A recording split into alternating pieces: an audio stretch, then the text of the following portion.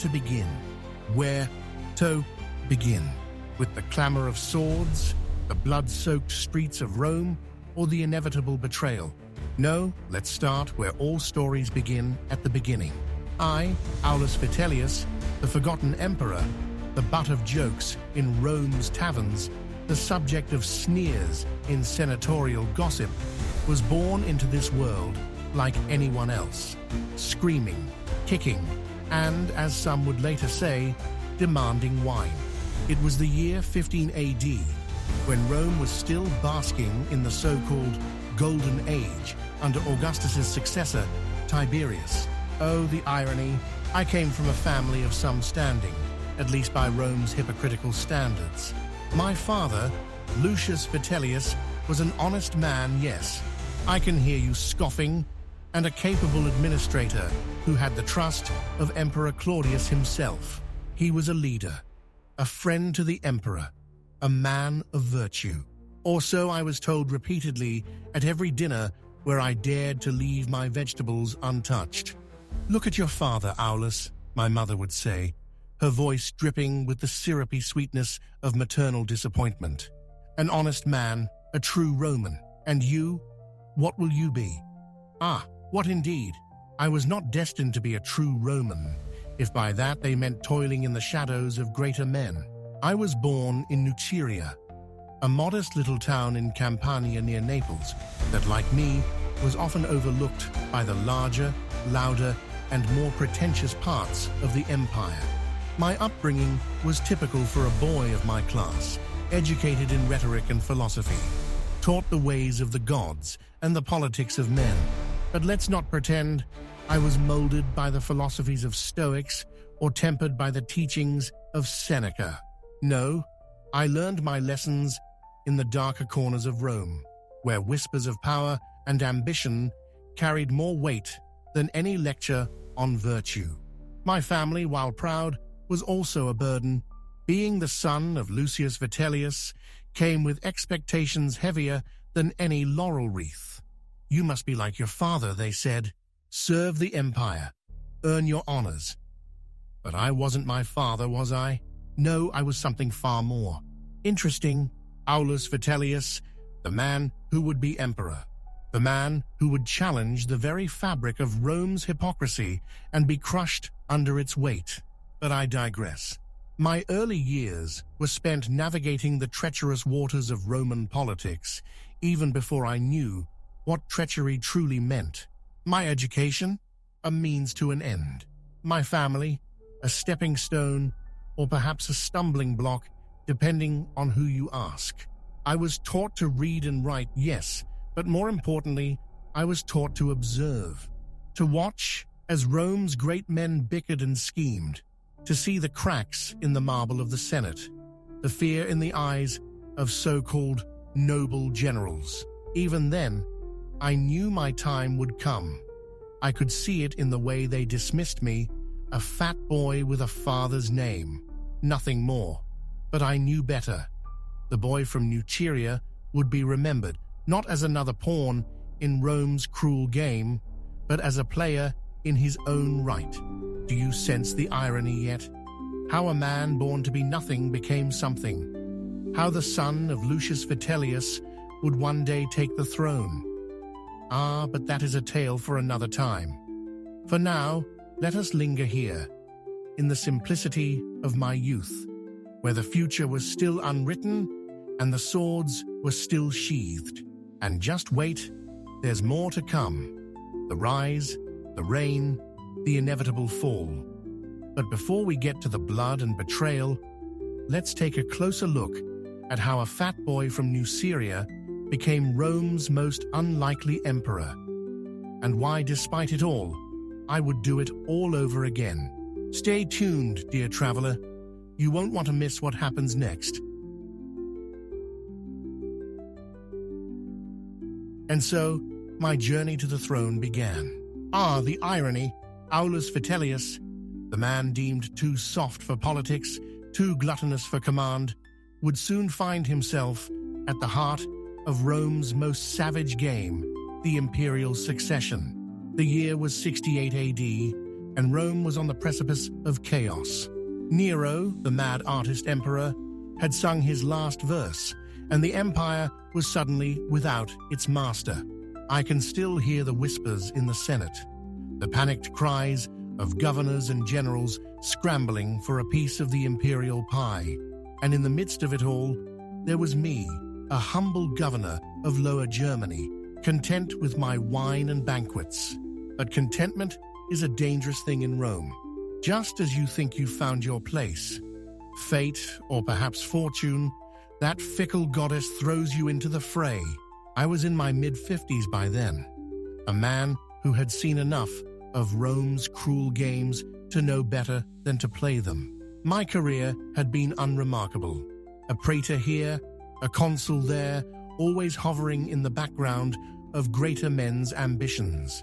I had survived under the tyrants Caligula and Nero, not by any brilliance of my own, but by sheer luck and a talent for keeping my head down when the swords came out. But then came the fateful year. Galba, that old fool, declared himself emperor after Nero's demise. Ah, Galba, a man so noble, so rigid in his ancient republican virtues, he practically begged to be overthrown, and overthrown he was by Otho, his own friend no less. And here is where my story takes its most unexpected turn. While Rome was busy tearing itself apart, I was up in Germany, enjoying the spoils of my governorship, when the legions, my legions, declared for me. Yes, you heard right. They chose me. Me, of all people. Why, you ask? Was it my charm? My wit? My famed tactical prowess? No, dear traveler, it was none of these. It was because I was safe. I was a name, a face, but not a threat. Not yet. My soldiers saw in me a man who could be molded, a figurehead who could be controlled. They saw a governor who loved his pleasures and would grant theirs in kind. They thought they were choosing a puppet, and oh, how wrong they were. The word came to me at a feast, an irony not lost on me. Vitellius, the legions have declared you emperor. My cup of wine almost fell from my hand. Emperor? Me? Had the world gone mad? Perhaps it had, or perhaps the gods were having a laugh at my expense. I remember laughing too, a deep, hearty laugh that shook my ample belly. But then it sank in. The chance, the opportunity, the danger. I knew I couldn't refuse. To refuse would be to die. To accept, well, that was a different kind of gamble. So off I went to Rome, a reluctant contestant in this deadly game of thrones. But here's the thing about Rome's throne. It's never empty for long. Otho, my rival, was still very much alive and had no intention of stepping aside for the likes of me. What followed was a clash that would make the gods weep, a brief, brutal civil war, pitting Roman against Roman, brother against brother. The Battle of Bedriacum, they called it. I call it the day Rome's madness reached its peak. Against all odds, I emerged victorious. Otho, seeing the writing on the wall, or perhaps fearing the bite of my legion's swords, took his own life. And so, on the 16th of April, 69 AD, I, Aulus Vitellius, the unlikely, the underestimated, became Emperor of Rome. Oh, how they cheered, how they praised my name in the streets, as if I were some savior come to deliver them from their woes. Little did they know, but let us not rush ahead. The story of my reign is one of irony, of highs and lows, of feasts and famine. For now, let us savor this moment, this improbable, ridiculous moment, when a fat man from Nuceria found himself on the throne of the world. I was emperor. I had won, or so I thought. But what does one do when one has won? When the greatest prize is now within one's grasp? Ah, that's where the story truly begins. Do you sense the foreboding yet? The creeping dread of what comes next? Because believe me, dear traveler, the reign of Vitellius is not one of peace or prosperity. No, my rule would be defined by something far more. Roman, betrayal, decadence, and inevitably, a rather undignified end, but I'll save that for the next part. After all, why rush when the wine is still flowing and the table is still laden with food? There's plenty of time yet to recount my glorious, inglorious reign. Stay with me, and we'll peel back the layers of Rome's greatest farce, a feast for the ages, served on the bones of the fallen. In Rome, it's not the strongest who survive, but the hungriest. And I, dear traveler, was always very, very hungry.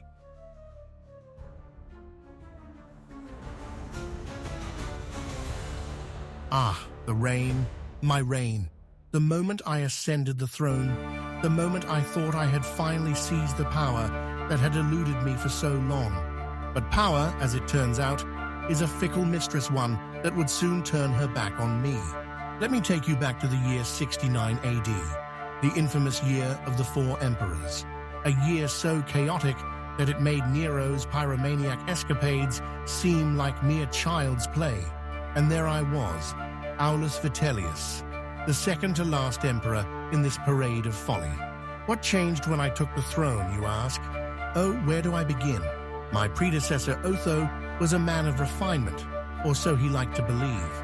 His reign, brief as it was, promised stability, a return to Roman virtues, all that nonsense that no one truly believed. And yet, Otho was liked by some, perhaps because he knew how to play the game with a certain degree of finesse. I, on the other hand, was something altogether different.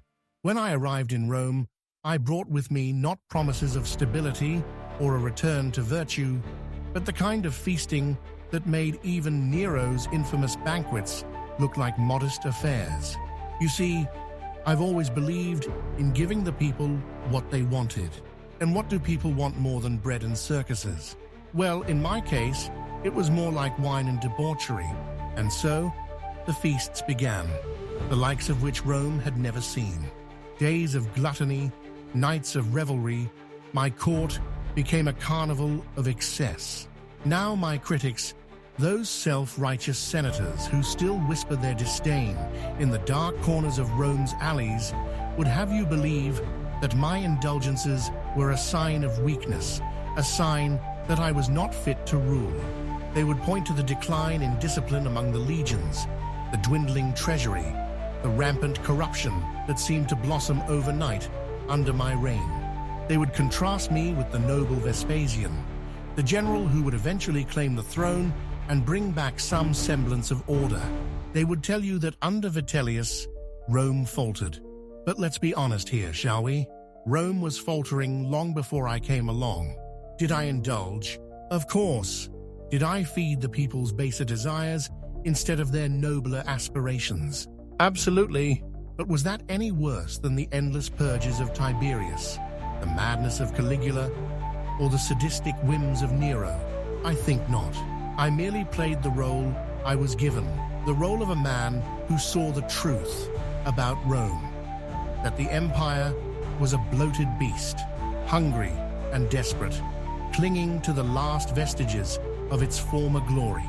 And yet, there were still moments of ambition, moments when I thought I could truly change things. Foolish, I know. I tried to stabilize the empire's finances, tried to instill some measure of order among the legions. But my every move was met with resistance. The Senate, that nest of vipers, was constantly plotting against me. The people, well, they were easily swayed by promises of a new savior, a new emperor who would deliver them from their woes. And then there were the armies. The legions of the East, under Vespasian's command, began to stir, to plot, to prepare for war. Vespasian. Now there was a man who understood the game far better than I did. A man who knew when to play the soldier and when to play the politician. As I indulged in my pleasures, he marshaled his forces, gaining the support of the East, the Danube, and even the Praetorian Guard. His ascent was as inevitable as my decline. The writing was on the wall, as they say, and yet, even as my downfall loomed, I clung to my throne, with the stubbornness of a man who knows he is losing but refuses to admit defeat. I was not blind to the irony of it all. Here I was, the gluttonous emperor, desperately trying to maintain a hold on power, while my own supporters began to desert me. Even the gods seemed to mock me, sending ill omens and dire portents, but I would not go quietly. Oh no, not I, Aulus Vitellius. Even as Vespasian's legions closed in on Rome, I prepared to fight, to defend my claim. I would not be another forgotten emperor, another name on a list. I would be remembered one way or another. And yet, as history shows us time and again, defiance has its price. And for me, that price would be paid in blood. My reign, like so many before it, would end not in triumph, but in tragedy. But let us not get ahead of ourselves. There is still more to my story, dear traveler. The fall of Vitellius is a tale worth telling, one that holds a mirror to Rome's own fall from grace. Stay tuned, if you dare, for the next part. The end is near, but not quite here. And believe me, it's a spectacle you won't want to miss.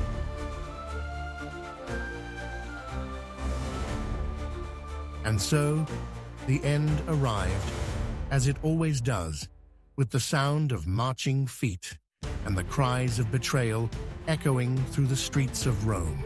My days as emperor, brief as they were numbered. Vespasian's forces were closing in, and the people, those fickle Romans, turned on me faster than I could drain a goblet of wine. Oh, how quickly they forgot the feasts, the games, the bountiful banquets I had bestowed upon them. Gratitude is a rare commodity in the heart of the empire, especially when blood is in the air. It was December of 69 AD, a year already marked by so much bloodshed, so many broken promises. The irony was not lost on me. To survive the civil wars, only to be ousted by a man like Vespasian, a soldier of lowly origins who now presented himself as Rome's savior. But I am getting ahead of myself, am I not? Let me paint the picture of those last, desperate days. The mood in Rome had turned sour. My supporters dwindled, as those who had once pledged loyalty to me began to hedge their bets on the new, rising star of Vespasian. I, Aulus Vitellius, tried to shore up what little power I had left. I appealed to the Senate, to the people, even to the gods. And what did I get in return? A city turning its back on me. I was a man on an island, surrounded by a sea of treachery. Even my own guards seemed to eye me with suspicion, their loyalty bought by whoever promised more. The moment of truth came when Vespasian's forces entered Rome. I had tried to flee, yes, I admit it. There is no shame in survival after all. But my cowardice caught up with me, just as the soldiers did. I was dragged from my hiding place, a pitiful sight, I'm sure, to those who had once cheered my name. It was not a dignified end for an emperor, but then again, what end in Rome ever is? I was paraded through the streets, jeered at by the same mobs who had once celebrated my ascension. They hurled insults, stones, filth, whatever they could find. And I, bound and beaten, could do nothing but endure it. The great Vitellius, the emperor of Rome, reduced to this. But I had always known it would end this way. Rome has no love for its fallen leaders. They cheered as I ascended, and they cheered louder as I fell. My final moments were far from noble.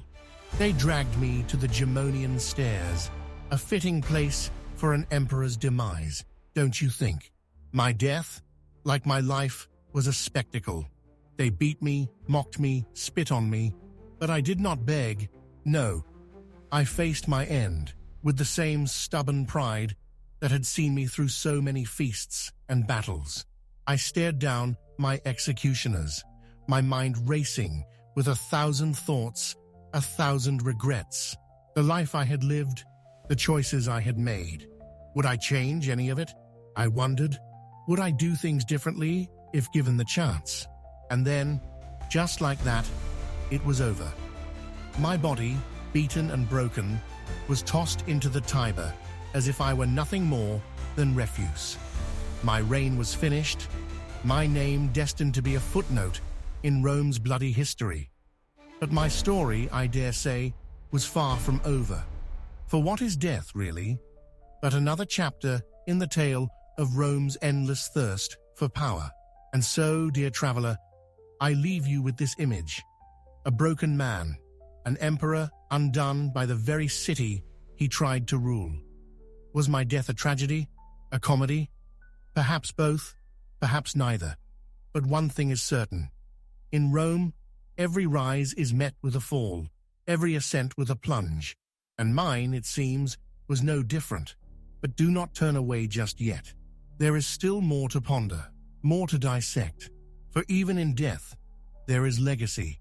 And mine is a story still worth telling. Stay with me, for we shall explore what remains of Aulus Vitellius in the annals of history. After all, a man is never truly dead as long as his name is still spoken.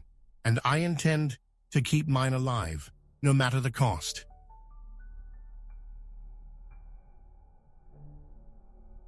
Ah, my legacy, the bitter irony of it all, to be remembered not as a ruler who restored Rome to glory, but as a cautionary tale, a footnote in the grand narrative of the eternal city.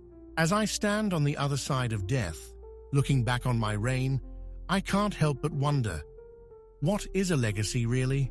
A carefully constructed monument to one's virtues, or a collection of gossip, slander, and half-truths woven together by those who outlived you? You see, history is written by the victors, and my story, as you've no doubt gathered, was penned by men with little love for Aulus Vitellius. I am the emperor who overindulged, who feasted while Rome faltered, who sat idly by as the empire descended into further chaos. I am painted as the glutton, the coward, the man who cared more for his own comforts than the good of the state. But that is not the whole story now, is it? My critics, those scribes and historians who came after, would have you believe that my reign was nothing but a series of debaucheries and disasters. They paint a picture of an emperor who gorged himself on the wealth of the empire while the provinces burned. And perhaps there is some truth to that. I did love my feasts, and yes, I reveled in the pleasures of the flesh. But was that so different from what came before? Was I any worse than Caligula, who named his horse a consul, or Nero, who fiddled as Rome burned? And what of my attempts at governance? I tried, truly I did. I sought to balance the books, to bring some measure of order to the chaos I inherited.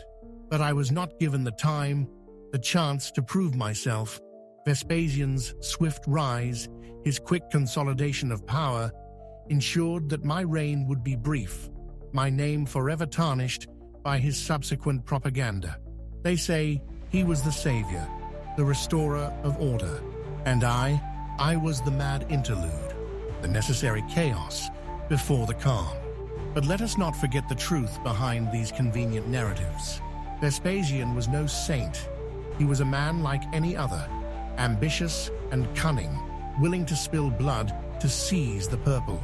He may have restored some semblance of stability to the empire, but he did so on the backs of men like me, men who dared to dream, to reach for the crown. I was not the first, nor the last, to be crushed under the weight of Rome's eternal quest for power. And yet, there are those who still remember me. Oh, not with fondness, mind you, but with a kind of twisted admiration. Aulus Vitellius, the man who became emperor against all odds, who ruled Rome in his own way, and who met his end with a certain grim determination. I am a lesson, perhaps, in the dangers of ambition, in the perils of overreach. But I am also a reminder that Rome, for all its splendor, was built on the blood of men who dared to reach for greatness. So what is my legacy? A story of excess, of folly, of a man who flew too close to the sun and paid the price. Or perhaps, just perhaps, it is a story of defiance, of a man who, in his own flawed way, tried to carve out his own place in a world that was destined to reject him. A man who refused to be just another name in the shadows, who embraced his fate with a goblet in hand and a smirk on his lips. In the end, I leave it to you, dear traveler, to decide. Was I a fool, a madman, or something else entirely? A part of Rome's tragic comedy, or a reflection of the empire's own insatiable hunger for more? My story is but one thread in the grand tapestry of Rome, but it is a thread that still holds some color, some life, even now. Stay with me for the final chapter. The question still hangs in the air. Was it worth it? Was my reign, brief and chaotic as it was, worth the price I paid? Or was I just another casualty in the endless cycle of power and betrayal? We shall see. The end is near, and the truth, as they say, will out.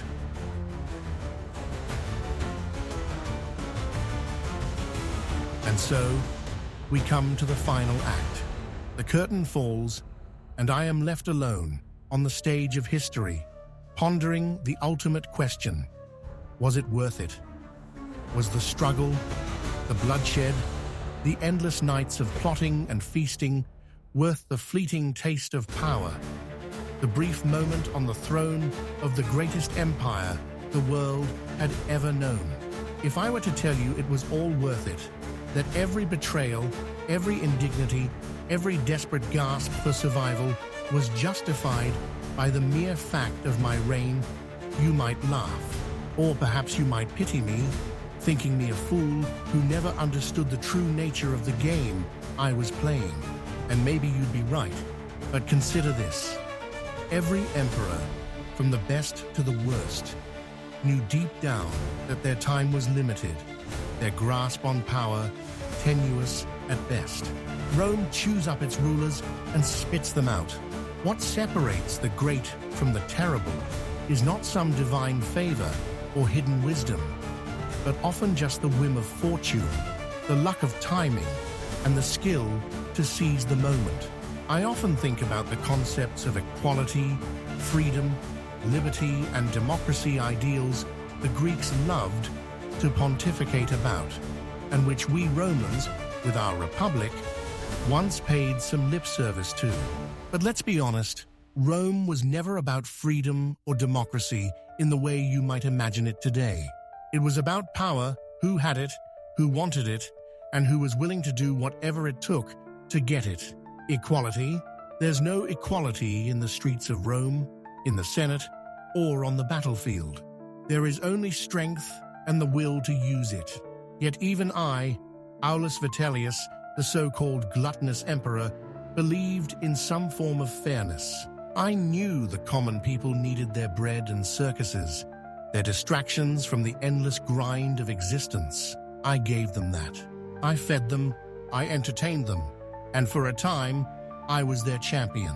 In hindsight, perhaps there was a lesson in that, an understanding that true leadership is not about lofty ideals, but about knowing what your people need and delivering it, even if it comes at a personal cost. So, was my reign worth it? Maybe not in the way you think. I did not bring peace or prosperity. I did not reform the state or extend the empire's borders, but I made my mark. I stood on the grand stage, if only for a moment, and shouted my name for all to hear. And in that, there is a kind of worth, a kind of value that transcends mere success or failure.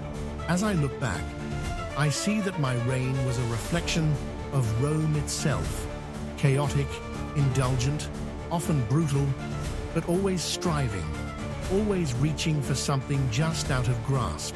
And isn't that what it means to be human? To strive, to reach, to fail, and yet to keep moving forward? Perhaps that is my true legacy, a reminder that even in the darkest times, there is something profoundly human in the struggle for power, for recognition, for life itself. And now, as I close this tale, I invite you to consider what remains of my world, our world. The ruins of Rome still stand, a testament to the glory and folly of those who came before. You can walk through the Forum, visit the Colosseum, and tread the same ground where I once stood. And perhaps, if you listen closely, you might hear the echoes of a past that is not so distant, not so different from our present. If you are a collector of ancient coins, you might even find one bearing my likeness, tarnished by time, but still carrying the weight of my reign. Hold it in your hand and know that it is more than just a piece of metal. It is a story, a piece of history, a connection to a man who dared to be emperor, if only for a short while. Thank you for listening to my tale. I hope it has given you a glimpse into the complexities of power, the capriciousness of fate, and the eternal struggle that defines us all. Our channel, The Renaissance Spirit, is dedicated to exploring these very themes, the pursuit of a just, equitable, and humanitarian world through the lens of history, politics, culture, and beyond. Ancient Rome offers a mirror to the modern world, reflecting both its triumphs and its failures, its potential and its pitfalls. The Renaissance was a rebirth, a reawakening to the importance of knowledge, truth, and understanding, a journey that is as relevant today as it was then. By embracing this spirit, by learning from the past, and applying those lessons to our present, we can strive to be better stewards of the earth and to one another. The Renaissance spirit is not just a philosophy, it is a way of living, learning, growing, and thinking. So please, subscribe to our channel, turn on notifications, and share our videos with those who might also find value in them. Explore the other videos, take the quiz to see if you are a Renaissance spirit, and leave your thoughts in the comments. Your journey through history has only just begun, and there is so much more to discover. Vive Renaissance Spiritus. Remember, history has not died, only our understanding of it has. Let's change that together. And as for me, Aulus Vitellius, I leave you with this. May your own rise to power be more successful than mine, but just as memorable. End scene.